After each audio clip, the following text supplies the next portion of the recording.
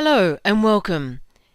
In this lecture, we'll discuss moral philosophies and their value in ethical decision-making.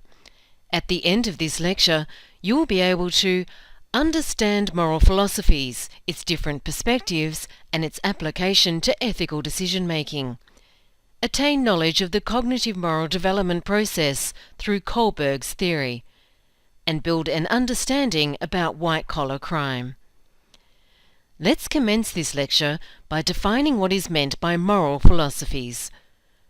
Moral philosophy refers to principles or rules that people use to decide what is right or wrong.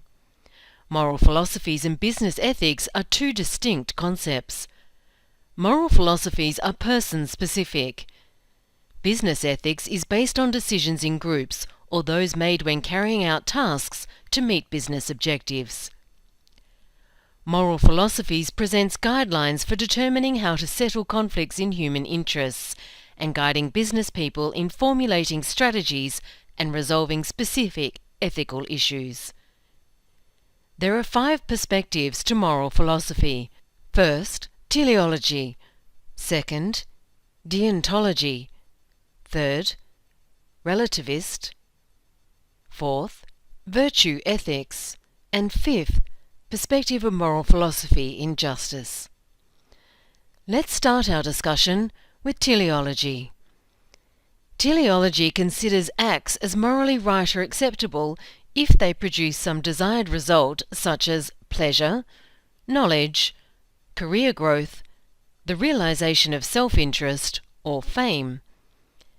There are 2 categories of teleology.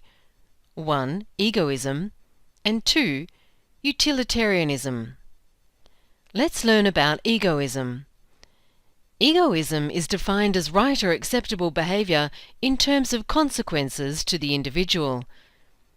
Egoism helps to maximize personal interests. In theory, there is a category of egoists called enlightened egoists. Enlightened egoists take a longer-term perspective and allow for the well-being of others, although their own self-interest remains paramount. Now we'll look at utilitarianism. Utilitarianism is defined via 3 properties. First, a utilitarian is concerned with consequences. Second, they seek the greatest good for the greatest number of people. And thirdly, they rely on a cost-benefit analysis.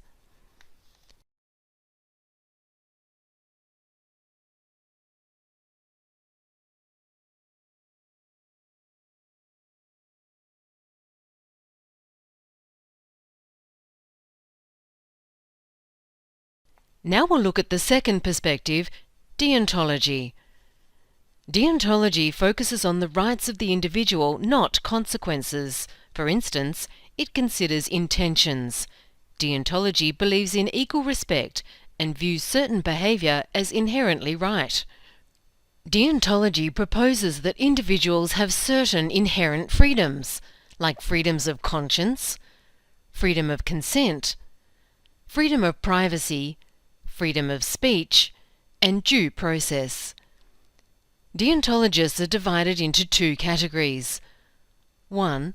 Rule deontologists, in which conformity to general moral principles determines ethical levels. 2. Act deontologists, which evaluates ethics on the basis of the act. The third perspective is relativist perspective. Relativist perspective defines ethical behavior subjectively from the experiences of individuals and groups. Secondly, to define ethical standards, relativists use themselves or those around them as their basis. In a group setting, an action is considered ethical if it is driven by consensus. There are 3 forms of relativism. First, descriptive relativism. This relates to observing culture. Second, metaethical relativists. Metaethical relativists understand that people naturally see situations from their own perspectives and argue that, as a result, there is no objective way of resolving ethical disputes between value systems and individuals. Third, normative relativism. Normative relativists assume that one person's opinion is as good as another's.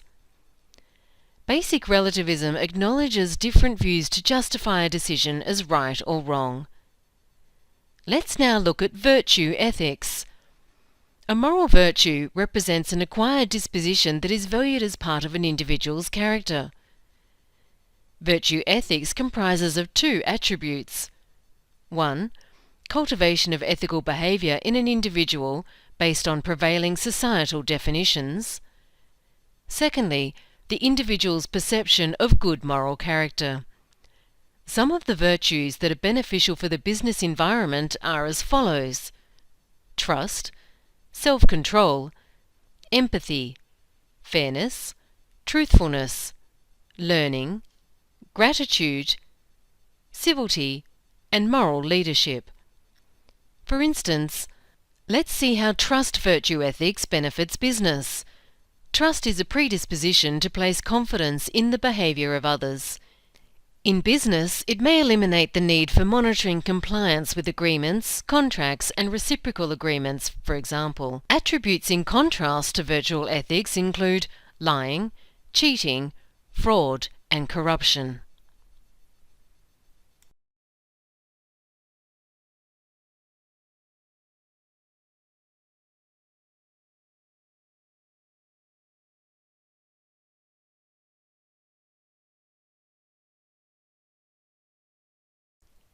Now let's look at justice. Justice is fair treatment and due reward in accordance with ethical or legal standards. Justice in business means that the decision rules used by an individual to determine the justice of a situation could be based on the perceived rights of individuals and on the intentions of the people involved in a given business interaction. There are three types of justice.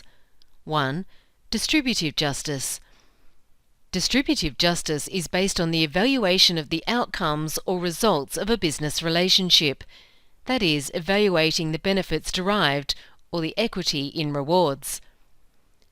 2. Procedural justice. Procedural justice is based on the processes and activities that produce the outcomes or results, that is, evaluating decision-making processes and level of access, openness, and participation.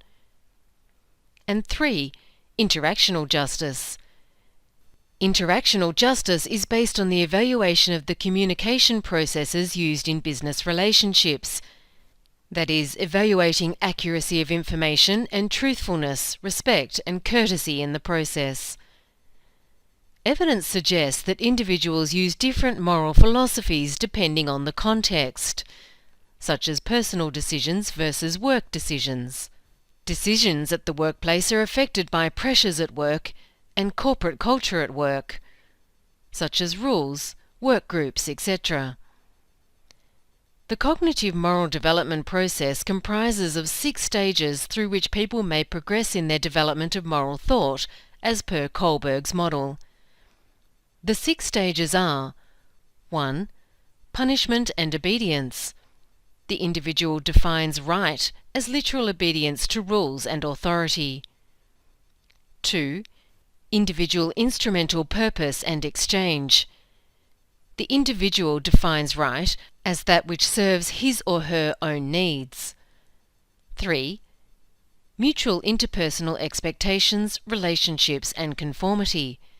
In this stage, the individual emphasizes others rather than himself or herself. 4. Social system and conscience maintenance. The individual determines right by considering his or her duty to society, not just to other specific people. Duty, respect for authority, and maintaining the social order become the focal points. 5. Prior rights, social contract or utility. In this stage, the individuals are concerned with upholding the basic rights, values, and legal contracts of society. They base their decisions on a rational calculation of overall utilities. 6. Universal ethical principles. In this stage, the individual determines right on the basis of universal ethical principles. Kohlberg's 6 stages can be reduced to 3 different levels of ethical concern. 1.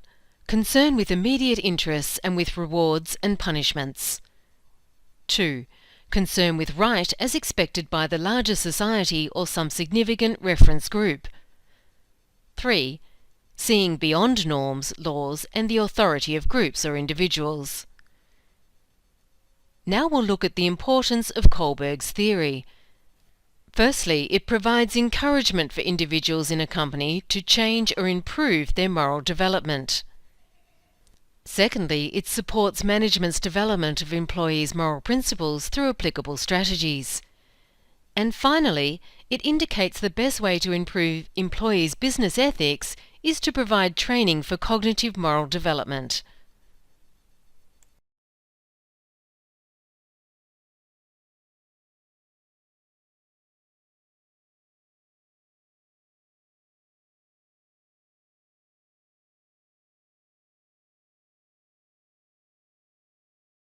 Now we'll take a look at white-collar crime. White-collar crime is defined as an individual or group committing an illegal act in relation to his or her employment who is highly educated, in a position of power, trust, respectability and responsibility within a profit or non-profit business or government organisation, and who abuses the trust and authority normally associated with the position for personal and/or organisational gains. That concludes this lecture on moral philosophies and values. In this lecture, you've looked at different perspectives of moral philosophy, looked at cognitive moral development processes, and had an introduction to white-collar crime. Thanks for taking the time to view this lecture.